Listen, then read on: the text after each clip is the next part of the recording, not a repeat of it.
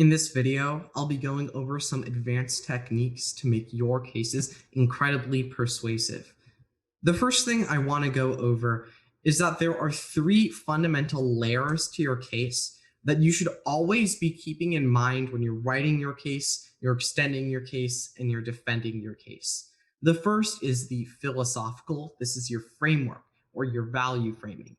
By value framing, I just mean the abstract concepts that you're tying to your argumentation to make it connected to something bigger than the argument. For example, tying in a line by line argument to a theory about the American dream. The second level of your case is technical. This is the line by line argumentation of you answering your opponent's arguments and presenting your arguments in a clear and precise way. The third level is tangible. This is the concrete imagery that you use to explain your framework and to explain your technical argumentation. The way that I want you guys to think about these levels of the cases is kind of like a lens. Your philosophical layer is the lens which filters your technical argumentation, and then the way that you explain that technical argumentation is through your concrete imagery, your tangibility. The proportions of how long you spend on each level changes depending on the situation that you're in. For example, let's say that you have a much more experienced judge in the back of your debate.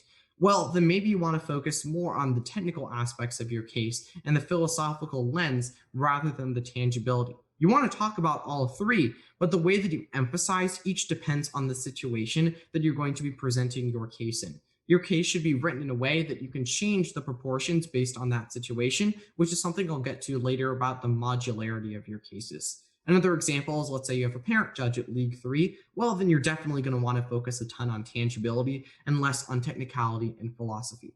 The point is that you need to keep in mind these three attributes of a case so that you can change how you explain them. The next thing that I want to talk about in making your cases incredibly persuasive is something called the juice. Now, I know it has a funny name, but the juice is the lifeblood of a powerful case. It is the definition of what sets a good case apart from a great case. A great case has the juice. It is a fantastic piece of evidence. What defines this evidence as fantastic is the fact that it so perfectly summarizes your thesis. It has strong statistical backing. The credentials of the author are very, very strong and credible, as well as the fact that it probably has strong rhetoric and great examples woven in as well. The point of the juice is that it's a piece of evidence that you're so confident in that you know you can always fall back onto it in the debate. Let's say your opponent is beating you on a specific part of your contention. Well, you know that your juice is so good that if you just explain it thoroughly in your later speeches, you will give a persuasive story. The point is that the juice is the lifeblood of your case. It opens up avenues to explain how your side is most qualified. It's something that you know your opponent would have an incredibly difficult time refuting just because your evidence is so darn good.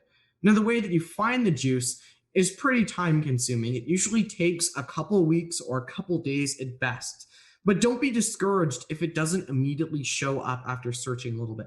Use Google Scholar, use JSTOR. The point is that you're searching for a great piece of evidence to form the crux of your case. You'll know it when you find it because it perfectly summarizes your thesis with strong credibility, qualifications, statistical backing, and oftentimes several examples.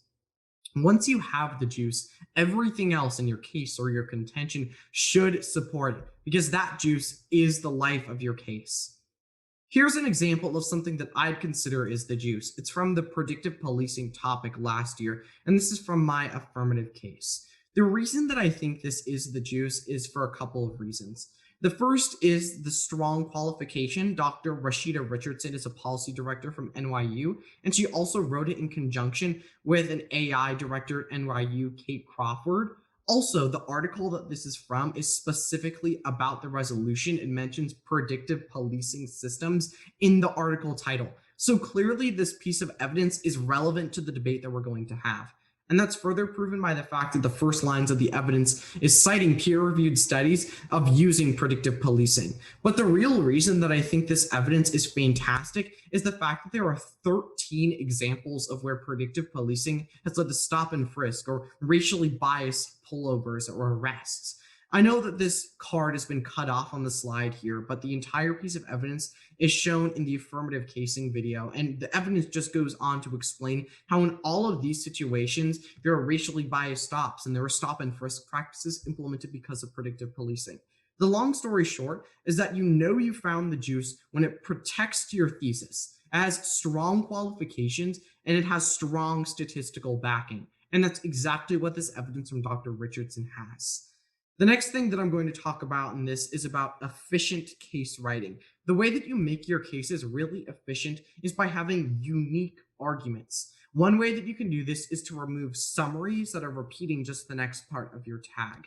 But the best way to make your cases much more efficient is to boil down every single card in your case to a single sentence or a single argument, and then see if those arguments overlap with each other depending on all the cards. For example, let's say that one of my cards says predictive policing leads to stop and frisk, and then another one of my cards says predictive policing leads to stop and frisk. I should get rid of one of those cards because it's obviously redundant to have cards that basically say the same argument. You want as many strong, unique arguments in your case as possible, but remember, they have to be still relevant to your theme and to your story. This doesn't mean that you should just shoehorn in random pieces of evidence that aren't related to your story.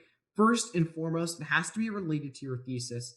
Then you want to make sure that they're making unique and nuanced arguments about your case. You need to constantly time your case revisions to ensure that they're always on time, and avoid super long tags because that's just a waste of time. A lot of judges usually tune out if you're reading a really long tag. Keep it to the point, use concrete imagery, and ensure that you're not repeating yourself. Another way to make sure your cases are efficient is to see that if your card has a really strong rhetoric, then you don't have to have a long summary under it, because the reasons that we usually have summaries after our cards is because it's not immediately clear how the piece of evidence ties into your story. But if the card speaks for itself, then it would just be a waste of time to try to summarize it. Now, in this section of this lecture, I'm going to go over two different types of evidence that make your cases substantially more persuasive. The first is called preemptive evidence. It's preemptive insofar as it's answering your opponent's arguments before they get to make those arguments.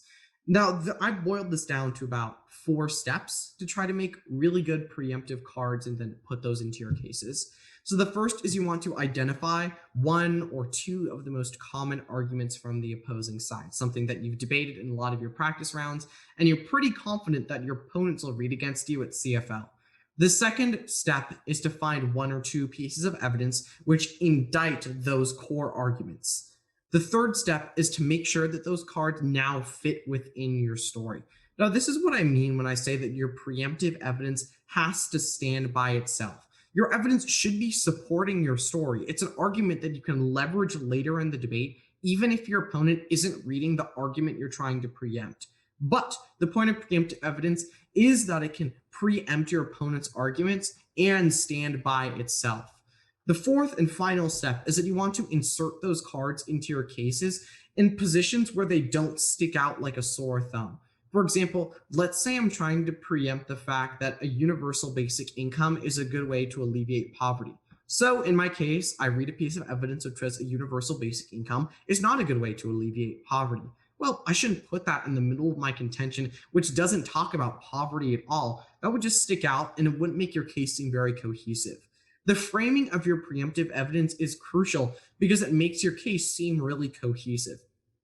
An example of good preemptive evidence is the Asian Growth Research Institute evidence I read in my nationals case. Check that out in the affirmative casing video part 1. And there's also several other examples in the lay case that I read in that video as well. The second piece of evidence that I want you guys to try to implement into your cases is modular evidence. It's modular insofar as your evidence is now adaptable. And there are 4 variables that I usually like to look out for to determine if I want to change my case or change my evidence accordingly. The first is judge experience, then opponent experience, opponent argumentation, and time allocation.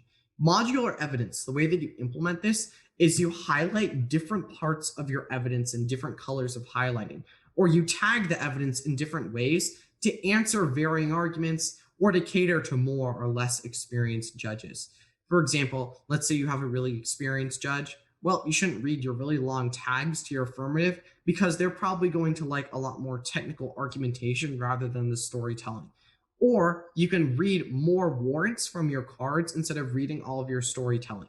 That's why you have two different colors of highlighting. So that let's say you're debating in front of a parent, you don't need to read the really long version of your card, but the long version is for a specific instance where the judge would like a much more technical and warranted understanding of your affirmative. Great cases have these modular components, and this doesn't just have to be evidence. You can make your summaries and your tags modular by having longer tags for some situations and shorter tags for others. Or you could have some summaries in some situations and you wouldn't read those summaries in others. Like you wouldn't read your long summaries after each card if you have a very experienced judge. Or you wouldn't read your preemptive arguments if your opponent doesn't read them. Another example is, let's say your opponent reads a super long affirmative case. Well, your negative might want to read shorter versions of all of your evidence so that you have more time to deal with the affirmative case. You can also write two versions of the same case in preparation for more flow judges and more parent judges. Examples include the Asian Growth Research Institute evidence, my affirmative from nationals, and also my negative. Further readings or watching, because this is a video, includes Bill Batterman's The Art of Block Writing. It's a YouTube video. It gives a fantastic explanation of how you can make your blocks modular. And I know this video isn't really about block writing, but it gives a great example of how you can make things modular in debate, changing them depending on variables that might come up in a round or might come up before the round. And he gives a really good overview of how you should approach modular case and block writing, which I suggest you guys check out if you have some time. The last thing that I'll talk about in this lecture is something called the veil of neutrality. The veil of neutrality is just showing the judge that you're the voice of objectivity and reason in the debate. The main way that you're going to do this is to avoid hyperbolic imagery or rhetoric in your cases.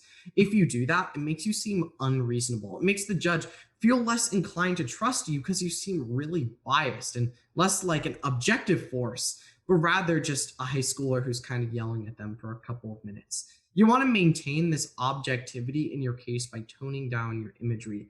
A good way that you can do this in later speeches is to reference your evidence pretty thoroughly so that it makes the judge feel like the evidence is talking, not you. Neutrality is really powerful because it makes your opponent look bad if their rapport isn't great in a debate. And it's really good to start that neutrality early in your case. First impressions are crucial in debate, and if you start in an objective one, if you avoid hyperbolic imagery or ad hominems in your case, then that just sets you up for success in later speeches. Because the point of a strong affirmative or negative case is to set you up for strong and persuasive moments in later speeches. And one way that you can do so is by employing the veil of neutrality. And with that, I thank you guys for listening to my video today. I hope you implement some of these tricks into your cases, and I look forward to seeing them in the future. Thanks, guys.